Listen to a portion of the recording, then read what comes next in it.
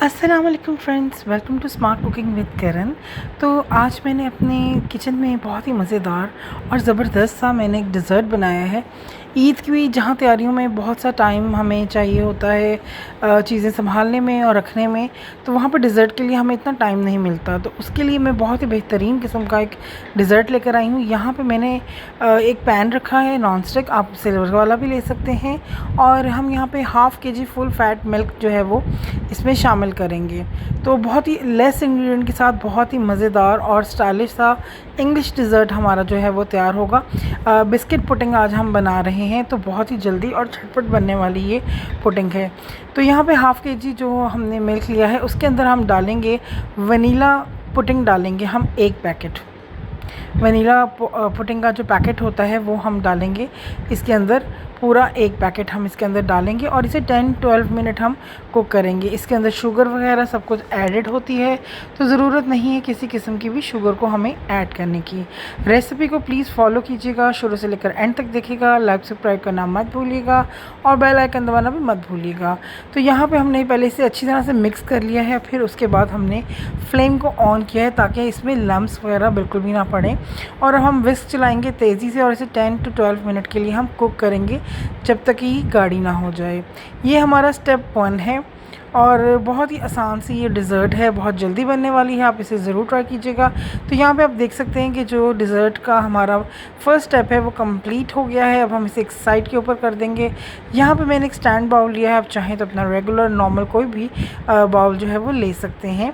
तो यहाँ पे मैं एक लेयर लगाऊंगी बिस्किट्स की। तो बिस्किट्स जो मैंने यूज़ किए हैं वो है मारी बिस्किट्स। तो आप चाहें तो डाइजेस्टिव बिस्किट भी यूज़ कर सकते हैं, लेकिन मैंने मारी यूज़ किया है।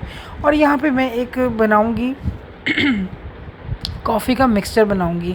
तो यहाँ पे 2 टीस्पून भर के मैं डालूंगी कॉफ़ी का, और साथ में मैं इसके अंदर डालूंगी 2.5 टीस्पून शुगर, और इसके अंदर हम डालेंगे हाफ़ कप पानी।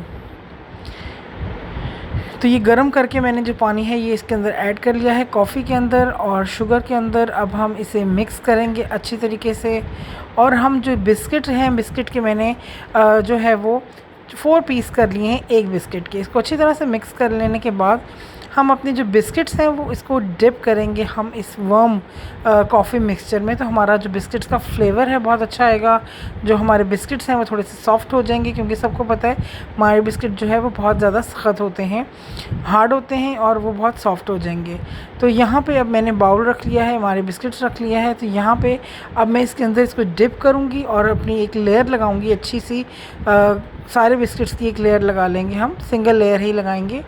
सारी बिस्किट्स में हम डिप करके कॉफ़ी के अंदर जो है वो हम इस बाउल में रखते जाएंगे। तो मैं सारे जो बिस्किट्स हैं उसको अच्छे तरीके से इसके अंदर डिप करके मैं आपसे मिलती हूँ। तो इस तरह से हम जो है वो सारी लेयर को लगा लेंगे, अरेंज कर लेंगे अच्छे तरीके से। जो कॉफ़ी का मिक्सचर है वो वार्म होना चाहिए, ठंडा नहीं होना चाहिए। तो यहाँ पे आप देख सकते हैं कि मैंने लेयर जो है जितने बिस्किट्स पड़े हुए थे मैंने 2 हाफ़ रोल्स लिए हैं, और वो सारे के सारे मैंने कॉफ़ी के अंदर मैंने ऐड करके अपने इसमें रख लिए हैं।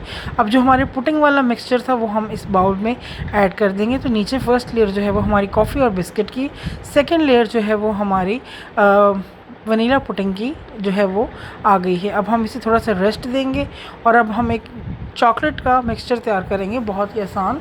बहुत अच्छा मैंने एक एक्सपेरिमेंट किया था कि मैंने ट्रांसपेरेंट कप लिया था, उसके अंदर मैंने 1 टेबलस्पून डाला था मिल्क। ये आप देख सकते हैं कि 1 टेबलस्पून से भी थोड़ा कम है मिल्क मैंने ऐड किया है इसके अंदर। और अब मैं इसके अंदर हाफ़ कप चॉकलेट चिप डालूँगी। मैंने पहले माइक्रोवेव कर लिया है दूध को तकरीबन 1 मिनट, और अब मैं इसके अंदर हाफ़ कप से भी ज़्यादा जो है वो चॉकलेट चिप डालूँगी। उससे बेनिफिट ये होता है कि जो हमारे चॉकलेट चिप हैं वो बर्न नहीं होते माइक्रोवेव में, और बहुत अच्छा हमारा जो है वो एक सॉस सी तैयार होगी। अभी मैं आपके सामने एक सॉस बना रही हूँ। तो वर्म मिल्क मैंने लिया है, तो ये आप देख सकते हैं कि वर्म मिल्क लिया है, और चॉकलेट को मैंने 1 मिनट फिर माइक्रोवेव में दिया है। तो बहुत ही अच्छी हमारी थिक सी सॉस जो है वो रेडी हो गई है। अब हम इस सॉस को थोड़ा सा ठंडा करेंगे, और हमारा जो मिक्सचर है पुडिंग वाला वो भी ठंडा हो चुका है। हम इसके ऊपर जो है अपनी ये सॉस की लेयर जो है वो लगा लेंगे। तो नीचे है हमारा कॉफ़ी फ्लेवर, बीच में है वनीला और उसके ऊपर है चॉकलेट। तो बहुत ही आसान और सिंपल सी ये रेसिपी थी। आप देख सकते हैं कि बहुत जल्दी झटपट सी ये रेडी हो गई है। इंग्रेडिएंट भी इसके बहुत ज़्यादा सिंपल थे और कोई इतने ज़्यादा मुश्किल इंग्रेडिएंट नहीं थे।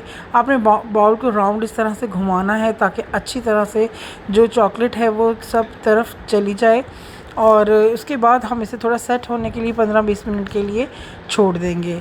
लेकिन आपसे एक रिक्वेस्ट है कि मुझे थोड़ा जल्दी था तो मैंने थोड़ा वर्म ही इसके ऊपर डाल दिया। आपने इसको बहुत ठंडा करके फिर उसके ऊपर चॉकलेट लेयर लगानी है, तो आप इसको थोड़ा सा ज़्यादा कूल डाउन कर लीजिएगा।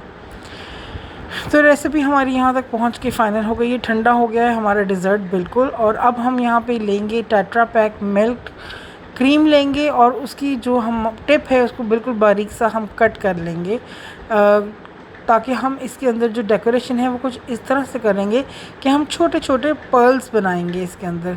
कोई ज़्यादा लाइनिंग वगैरह कुछ भी नहीं करेंगे, सिर्फ़ और सिर्फ हम, आप चाहें तो राउंड इसके अंदर सर्कल्स भी बना सकते हैं, वो भी बहुत खूबसूरत लगेंगे। लेकिन मैंने सिर्फ इसके अंदर जो है वो छोटे छोटे पर्ल्स जो है वो मैं दे रही हूँ, जैसे मोती होते हैं। तो इसी तरह से मुझे ये अच्छा लगा था, मेरे पास टाइम भी कम था। और आप भी इस तरह से बना सकते हैं, डेकोरेशन जिस तरह चाहें आप कर सकते हैं, वो आपकी अपनी चॉइस है। तो मुझे उम्मीद है कि आपको ये रेसिपी अच्छी लगी होगी, समझ आई होगी, आप इसे ज़रूर ट्राई करेंगे, मुझे फ़ीडबैक देंगे। चैनल को सपोर्ट करें प्लीज़। बार बार मेरी आपसे रिक्वेस्ट है कि चैनल को सपोर्ट करें, सब्सक्राइब करें, ज़रूर देखें प्लीज़, एंड तक देखें।